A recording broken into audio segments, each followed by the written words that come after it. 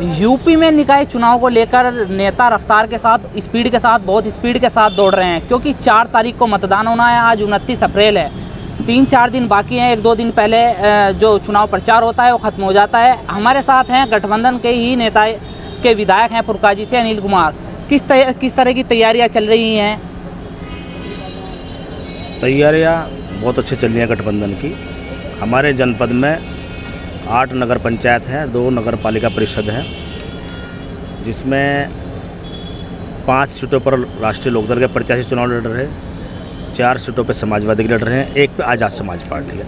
तीनों पार्टियों का गठबंधन है, राष्ट्रीय लोकदल का, समाजवादी का, आज़ाद समाज पार्टी का। और तीनों पार्टियों के सभी कार्यकर्ता एवं नेता बड़ी ही मजबूती के साथ में ज़मीनी स्तर पर अपना काम कर रहे हैं और अपने प्रत्याशियों को जिताने के लिए पूरी जी जान से जुटे हुए हैं। गठबंधन किस स्तर से जो प्रत्याशी हैं, चेयरमैन हो चाहे सभासद हो, तो किस तरह से जिताने के लिए एक प्रयास जारी है?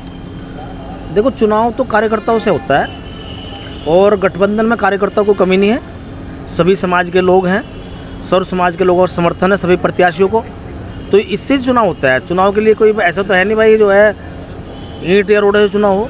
कार्यकर्ताओं और नेताओं से चुनाव होता है, सामाजिक लोगों से चुनाव होता है।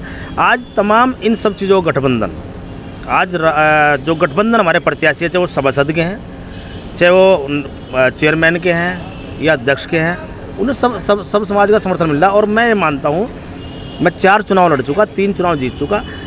जिस चुनाव में सर्व समाज का समर्थन मिलता है, चाहे कोई भी प्रत्याशी हो, वो प्रत्याशी निश्चित रूप से जीत की ओर चलता है।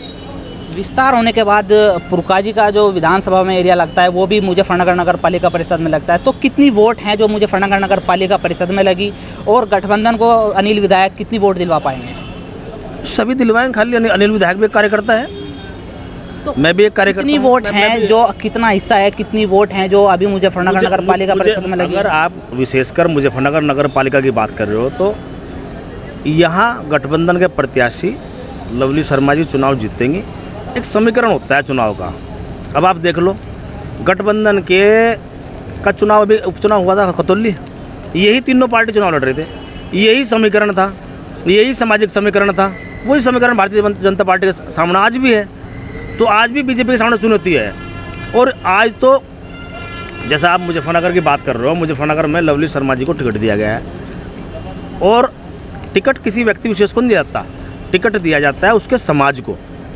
और आज पूरा ब्राह्मण समाज लवली शर्मा जी के साथ में खड़ा है। ये एक बड़ी बात होती है, किसी भी चुनाव के लिए एक बड़ी बात होती है। अगर उसका समाज उसके साथ एकजुट हो जाता है तो अन्य और समाज भी जुड़ जाते हैं। ये भारतीय जनता पार्टी के लिए चिंता का सबब है, क्योंकि बीजेपी जो है हर चुनाव को हिंदू मुस्लिम कराना चाहती है। मैं दावे के साथ कह सकता हूँ, जब से गठबंधन बना है तीनों पार्टियों का, तो चुनाव पश्चिम उत्तर प्रदेश में तो हिंदू मुस्लिम हो नहीं रहे। हमने तो विधानसभा की 6 सीटों में 5 जीती, उपचुनाव में जीत ली एक नगर पालिका रह रही थोड़ी बड़ी है यार, ये अभी इस बार जीतेंगे। इसके अलावा पुरकाजी हम जीत रहे, शाहपुर हम जीत रहे, जानसठ हम जीत रहे, जो है बुढ़ाना हम जीत रहे। सभी सीटों पे अच्छा चुनाव हो रहा है और सरकार पूरी लगी पड़ी है। मुख्यमंत्री जी आ रहे हैं, बताओ इन चुनाव में। अब आप देख लो, तो डर किसे है भाई? हमारे नेता को डर है नहीं। हमारे तो जो कार्यकर्ता जमीन पे हैं वही लखनऊ वालों के बराबर है, वही कर रहे काम पूरा उनका। आपने कहा भाजपा के सामने चुनौती है, मुख्यमंत्री खुद मुजफ्फरनगर आ रहे हैं निकाय चुनाव को लेकर, तो आपने कहा भाजपा के सामने एक चुनौती है, तो आप नहीं मानते कि गठबंधन के सामने भी एक चुनाव जीतने की एक बड़ी चुनौती है? चुनौती उन्हीं के पास है। एक बात सुनो, जब उनके पार्टी के मुखिया, प्रदेश के मुख्यमंत्री चुनाव लड़ाने के लिए आ रहे हैं, छोटे चुनाव में आ रहे हैं, कोई विधानसभा का चुनाव तो है नहीं, लोकसभा का चुनाव नहीं है। अब आप देख सकते हो डर किसको है। तो गठबंधन का इतना बड़ा भय इन लोगों को है।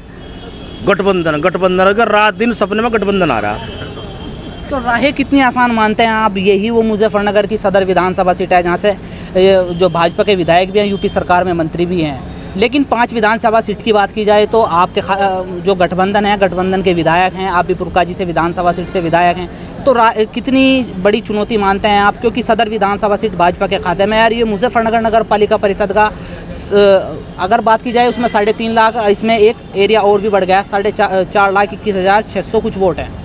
देखो एक बात सुनो, जो नया एरिया जुड़ा इस पालिका परिषद मुजफ्फरनगर में, जो नया एरिया जो ऐड हुआ है, वो मेरी अपनी विधानसभा के 3 गांव, बड़े गांव जुड़े हैं। सरवट 40,000 उट्टो गाँव, अलमासपुर 16-17 हज़ार उट्टो गाँव, शाबुद्दीनपुर 16-17 हज़ार उट्टो गाँव। तो इतना तो हमारा एरिया है। इनमें तो हम जीतते हैं पहले भी।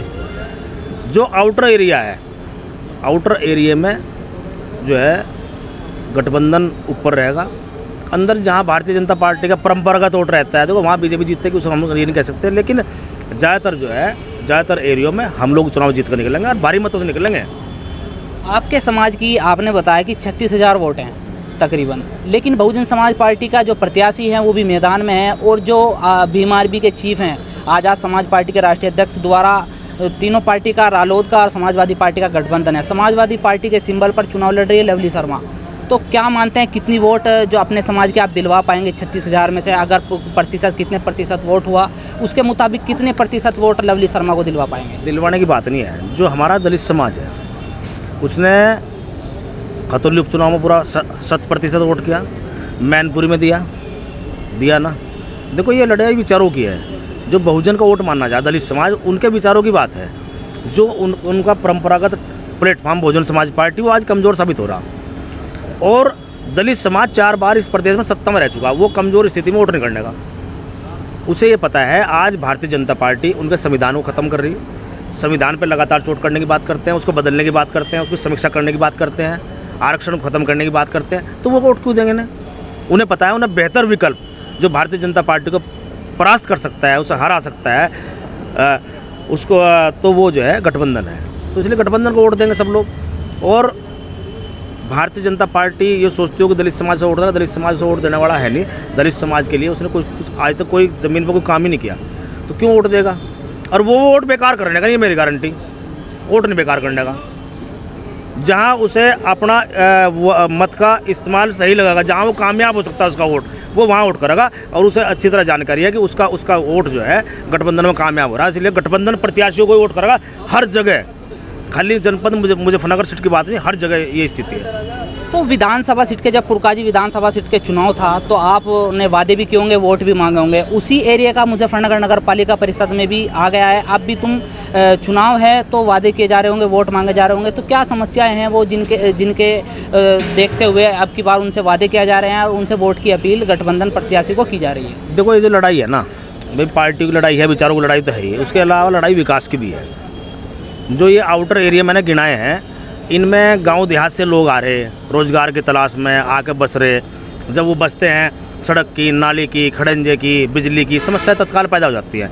फिर आम आदमी ये भाई जो अथॉराइज्ड कॉलोनी है उनमें तो प्लॉट ले नहीं सकते, इतने मजबूत लोग तो है नहीं, इतने फाइनेंशियल कंडीशन इनकी ऐसी नहीं, अच्छी नहीं है। तो क्या होता है, फिर वो उम्मीद करते हैं अपने जनप्रतिनिधि से, चाहे वो सभासद हो, प्रधान हो, जिला पंचायत हो, MLA हो, तो उसी की तो लड़ाई लड़ रहे हैं हम।